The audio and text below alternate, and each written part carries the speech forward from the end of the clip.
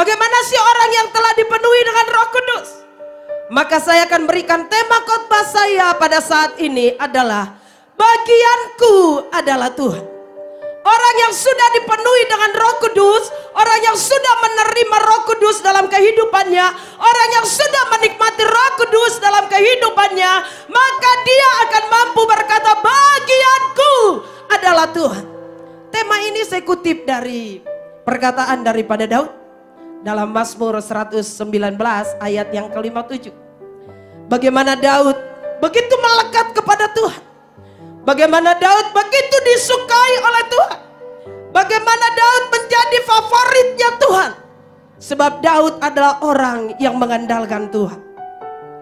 Daud berkata, bagianku adalah Tuhan. Artinya dia tidak akan pernah melupakan hukum-hukumnya Tuhan. Artinya dia adalah orang yang berpegang teguh kepada firman Tuhan. Artinya dia adalah orang yang berjuang keras untuk melakukan kebenaran firman Tuhan dalam kehidupannya. Oleh karena itu semua kita yang ada pada sore hari ini, di rumah kita dimanapun kita berada, mari kita berkata dalam pribadi kita bahwa bagianku adalah Tuhan. Haleluya. Kita akan lihat poin-poin di bawah ini. Orang yang berkata bagianku adalah Tuhan, bagaimana sih ciri-cirinya? Ciri yang pertama, orang yang berkata bagianku adalah Tuhan, yang pertama, dia akan melekat kepada Tuhan. Mari kita buka dalam Lukas 15 ayat yang ke-11. Kita akan mulai dari Lukas 15 ayat yang ke-11. Saudara perhatikan baik-baik, saya akan bacakan ayat ini untuk kita pada saat ini. Kalau kita lihat judul perikop daripada ayat ini adalah perumpamaan tentang anak yang hilang. Di ayat yang 11 Yesus berkata demikian. Yesus berkata lagi, ada seorang mempunyai 2 anak laki-laki. Kata yang bungsu kepada ayahnya, Bapa, berikanlah kepadaku bagian harta milik kita yang menjadi hakku. Lalu ayahnya membagi-bagikan harta kekayaan itu di antara mereka. Beberapa hari kemudian anak bungsu itu menjual seluruh bagiannya itu lalu pergi ke negeri yang jauh. Di sana ia memboroskan harta miliknya itu dengan hidup berfoya-foya. Setelah dihabiskannya semuanya, timbullah bencana kelaparan di dalam negeri itu dan ia pun mulai melarat. Ayat yang ke-15. Lalu ia pergi dan bekerja pada seorang majikan di negeri itu. Orang itu menyuruhnya ke ladang untuk menjaga babinya. Lalu ia ingin mengisi perutnya dengan ampas yang menjadi makanan babi itu. Tetapi tidak seorang pun yang memberikannya kepadanya. Lalu ia menyadari keadaannya berkata, betapa banyaknya orang upahan bapakku yang berlimpah-limpah makanannya. Tetapi aku di sini mati kelaparan. Aku akan bangkit dan pergi kepada bapakku dan berkata kepadanya, Bapa, aku telah berdosa terhadap surga dan terhadap Bapa. Sampai di situ dulu, nanti kita akan baca selanjutnya. Orang yang berkata tadi bagianku adalah Tuhan. Ciri yang pertama yang kita temui dalam pribadi orang itu adalah dia memiliki ciri atau dia memiliki kerinduan. Dia adalah orang yang melekat kepada Tuhan. Kalau kita baca tadi dalam ayat ini, dalam kisah anak ini, begitu kejamnya, begitu tidak teraturnya kehidupan anak ini. Sehingga ia di ayat yang ke-12 berkata demikian. Kata yang bungsu kepada ayahnya, Bapa, berikanlah kepadaku bagian harta milik yang menjadi hakku.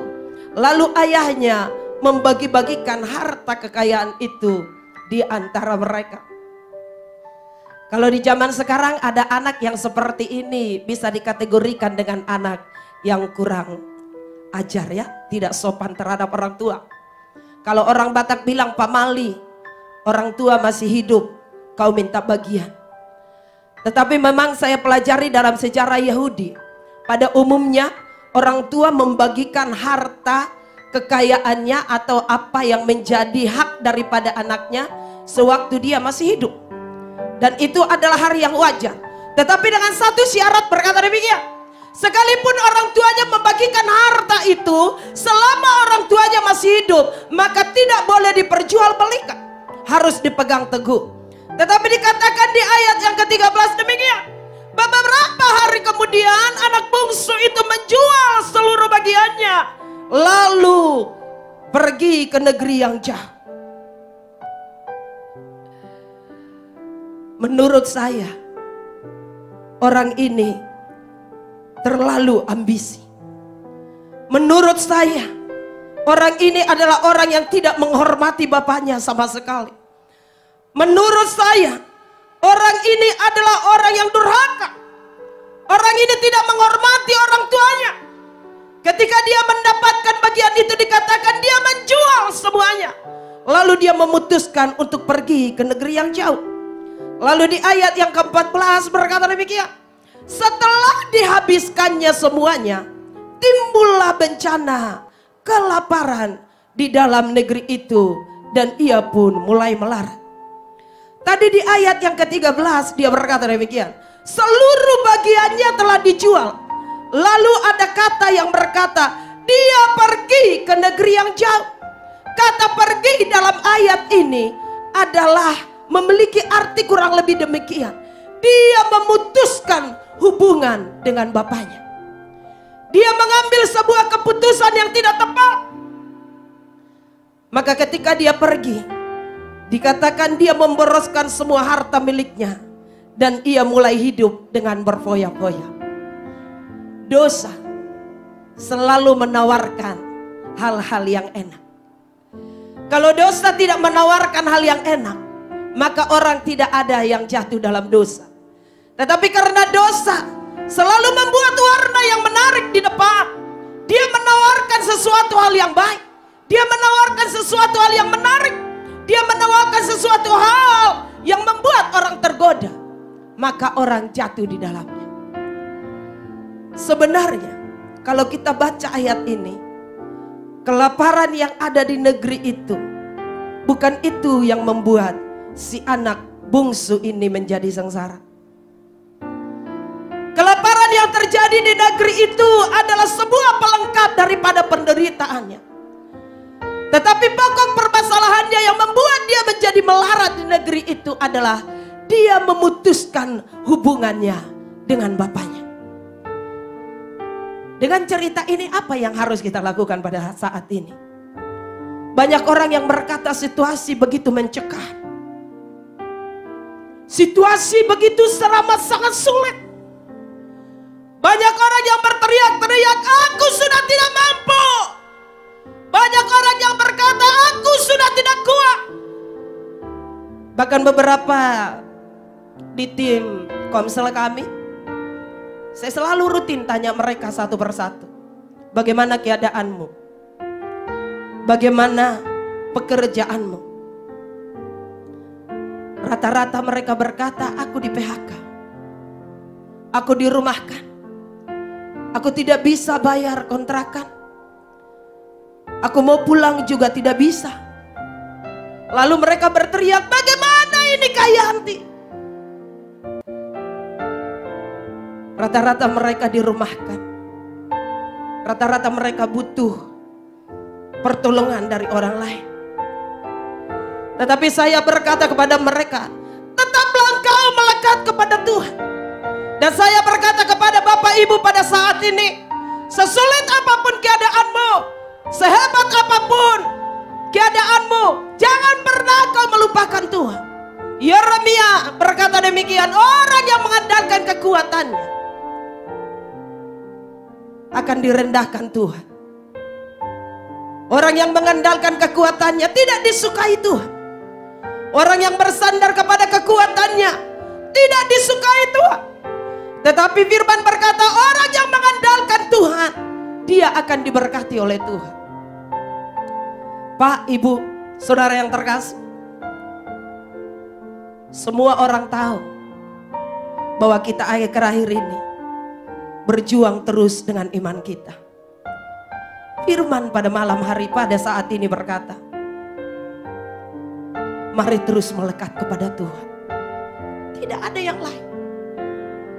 Sehebat apapun engkau, sebanyak apapun tabungan yang kau punya, sebanyak apapun harta yang kau miliki, sebanyak apapun kekuasaan yang kau miliki, jikalau engkau tidak melekat kepada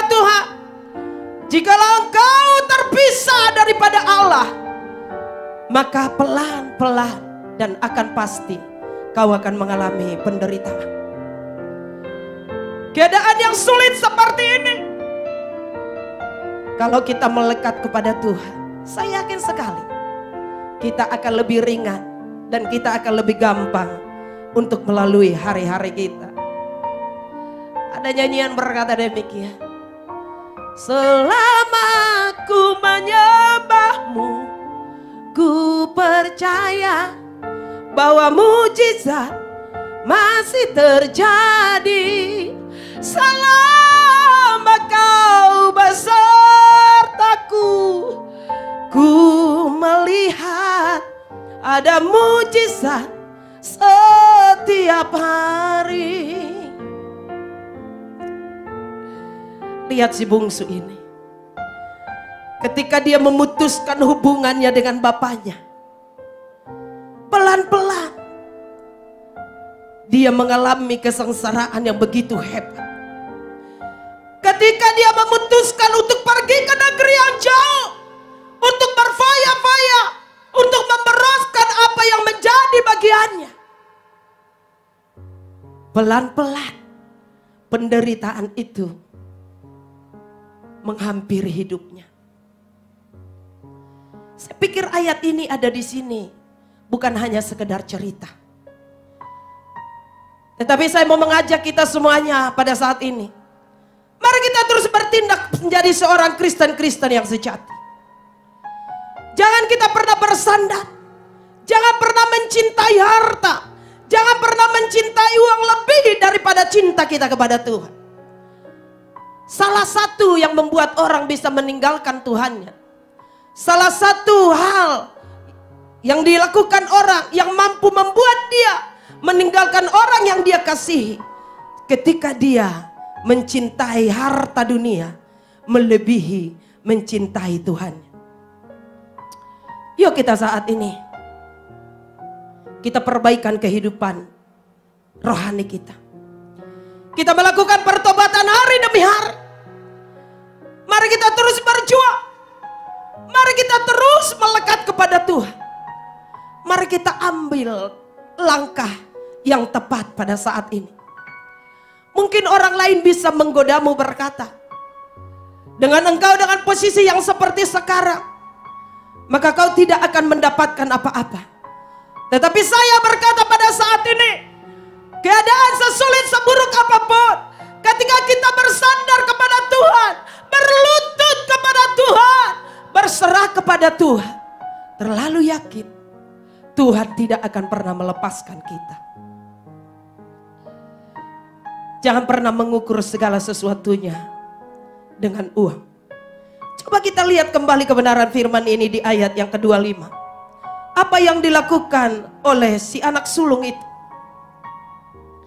Di ayat yang ke-25 demikian.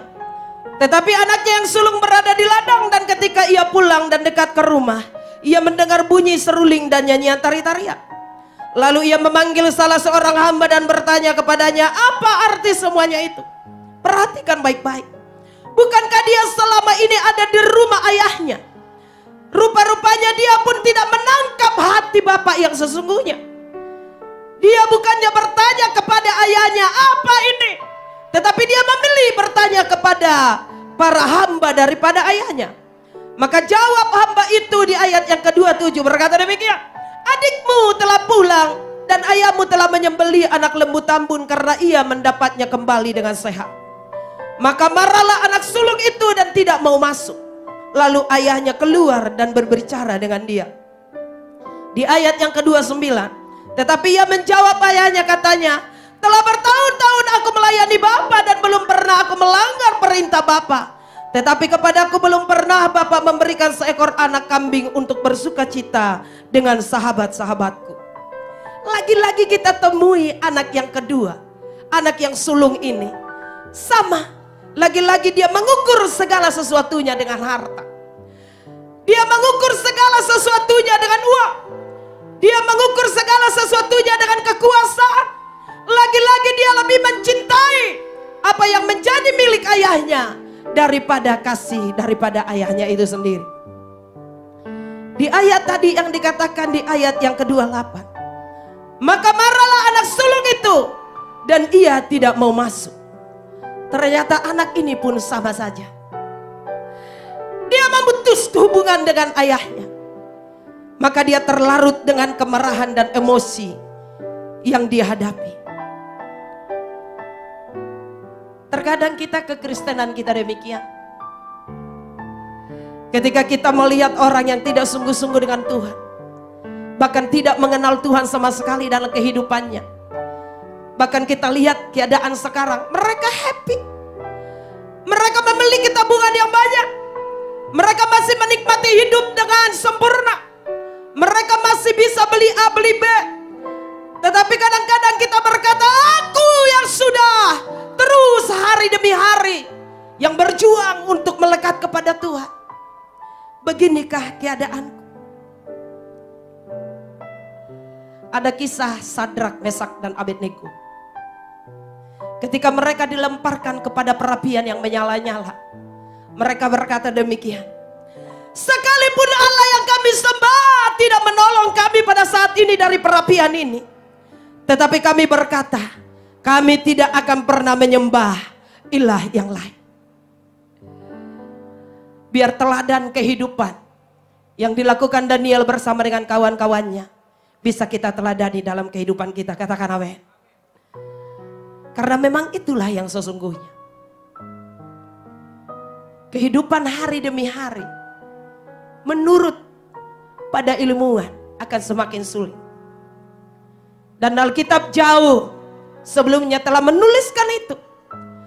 Nanti di akhir zaman ini akan ada banyak pencobaan-pencobaan iman yang mampir atas kehidupan kita. Tapi satu pesan firman pada saat ini, tetaplah melekat kepada Tuhan. Tidak ada hal yang lain yang bisa memisahkan kita kepada Tuhan. Kalau ku hidup bagimu, hatiku tetap menyembahmu. Dunia tak bisa menjauhkanku dari kasih-Mu. Selama ku hidup bagimu, mataku tetap memandangmu. Dunia tak bisa menjauhkanku dari kasih-Mu. Kristen sejati harus mampu mengatakan itu dalam keadaan apapun. Orang yang berkata bagianku adalah Tuhan, dia pasti melekat kepada Tuhan. Yang kedua, orang yang berkata bagianku adalah Tuhan, dia pasti memiliki iman yang teguh. Mari kita buka kebenaran firman dalam Yosua 1 ayat yang ke-6 sampai yang ke-9.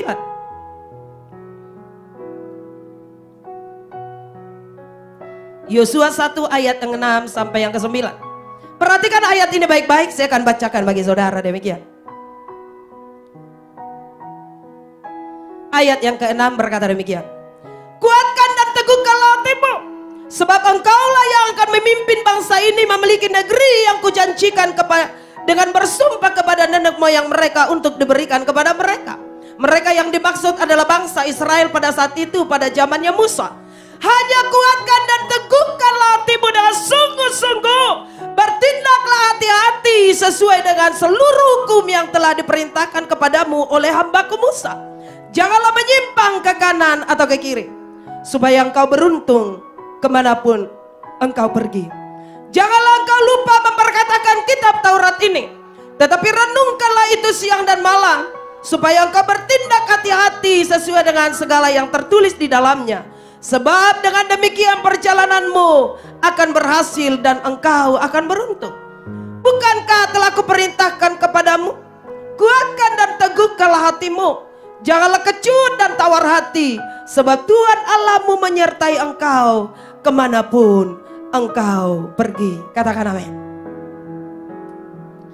Poin yang kedua saya berikan dengan kata memiliki iman yang teguh.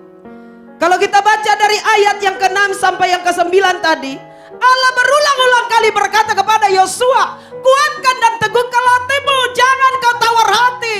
Bahkan Tuhan memberitakan kepada Yosua pada saat itu, jangan kau menyimpang ke kiri dan ke kanan. Artinya Tuhan tahu persis, Yosua akan memimpin bangsa yang begitu tegar tengkuk. Yosua akan memimpin mereka untuk masuk ke tanah perjanjian yang telah dijanjikan oleh Tuhan pada saat itu.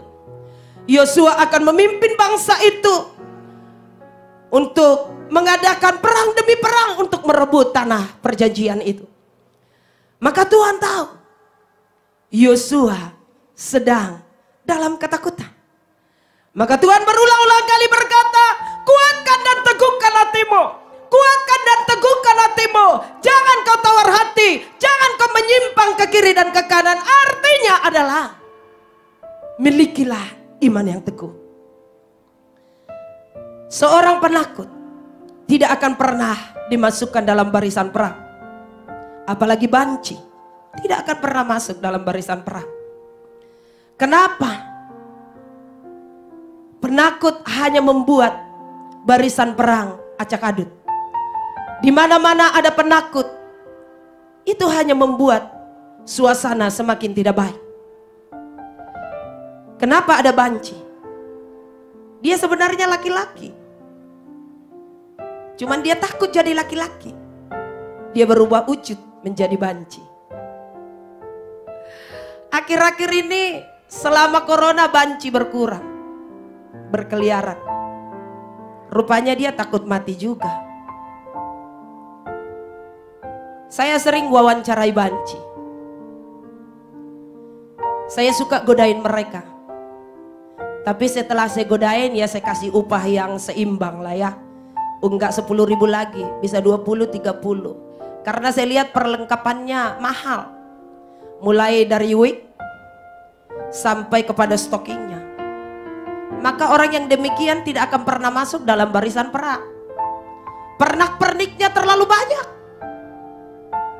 Di perang tidak ada perlengkapan stocking, tidak ada wig. Dia pria, tetapi dadanya bisa menonjol. Terlalu banyak perlengkapannya. Coba kita buka dalam Ulangan yang ke-20. Ulangan yang ke-20.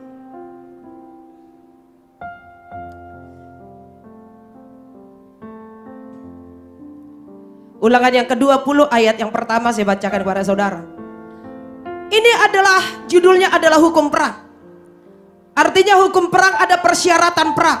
Kriteria seorang yang masuk dalam perang. Apabila engkau keluar berperang melawan musuhmu dan engkau melihat kuda dan kereta, yakni tentara yang lebih banyak daripadamu, maka janganlah engkau takut kepadanya, sebab Tuhan Allahmu yang telah menuntun engkau keluar dari tanah Mesir menyertai engkau. Di ayat yang ke-8 demikian. Maka para pengatur pasukan itu harus berbicara kepada tentara demikian. Siapa takut dan lemah hati, ia boleh pergi dan pulang ke rumahnya, supaya hati saudara-saudaranya jangan seperti hatinya dia, tidak tawar.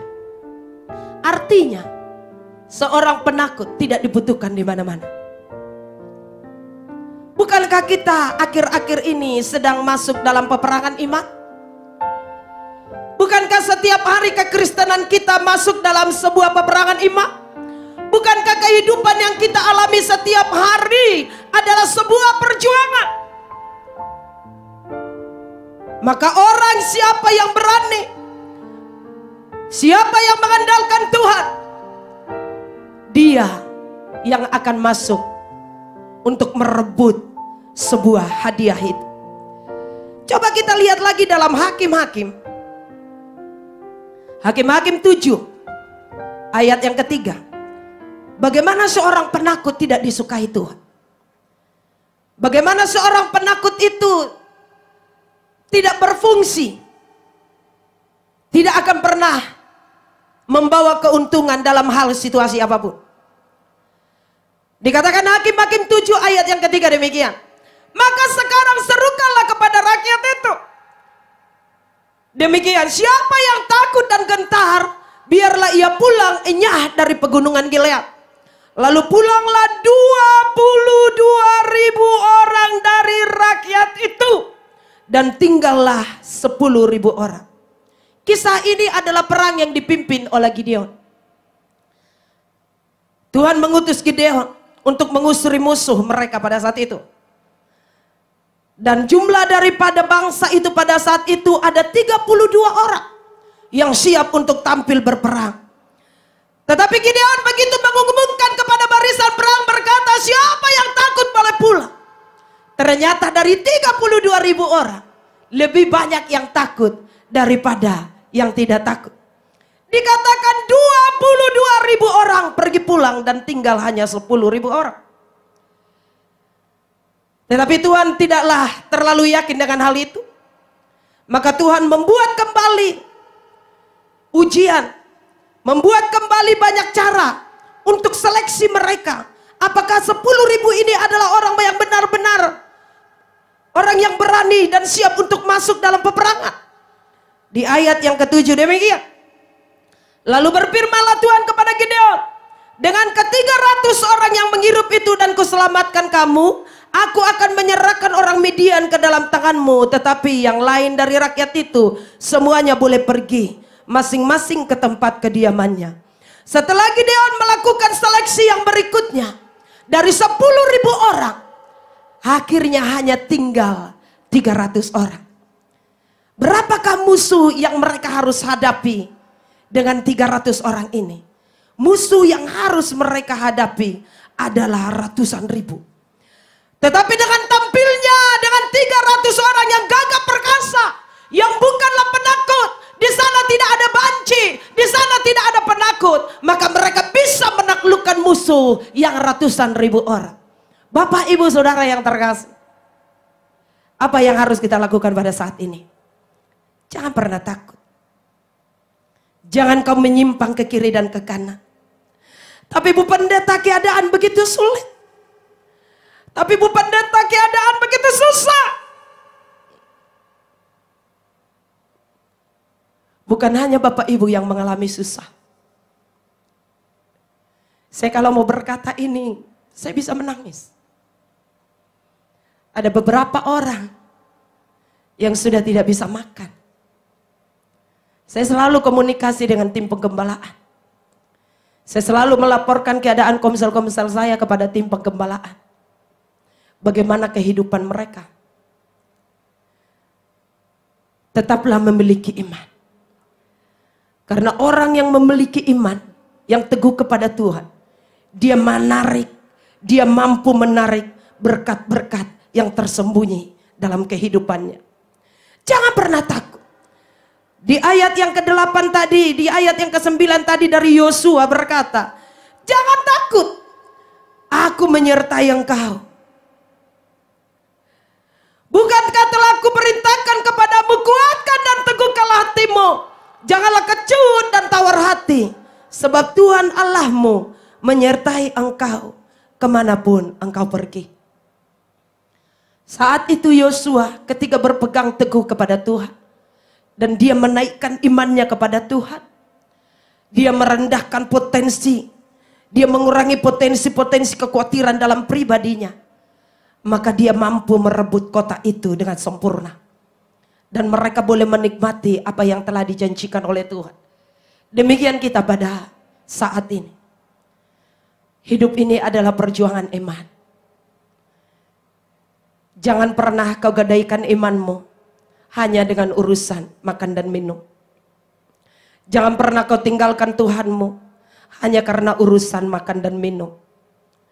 Jangan pernah kau jual imanmu hanya karena kebutuhan makan hidup dan sehari-hari. Saya mau mengundang Bapak Ibu Saudara, biar kita sungguh-sungguh di hadapan Tuhan. Semakin hari kita semakin melekat kepada Tuhan, semakin hari iman kita semakin bertambah-tambah kepada Tuhan. Dengan demikian, pertolongan demi pertolongan, kita akan lihat yang daripada Tuhan. Keajaiban-keajaiban Tuhan akan terus menghampiri kehidupan kita. Mari kita tundukkan kepala kita. Kita mengucap syukur di hadapan Tuhan. Kita akan naikkan sebuah pujian yang berkata, Yesus kau kebenaranku. Kalau ku hidup hanya untukmu Tuhan.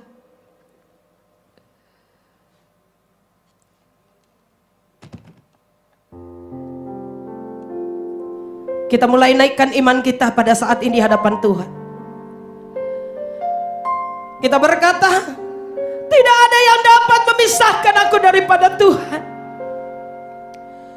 Penderitaan sekalipun katakan tidak akan dapat memisahkan aku daripada Tuhan. Karena dengan terus melekat kepada Tuhan, berpegang kepada Tuhan, maka hidupmu akan terpelihara dengan baik.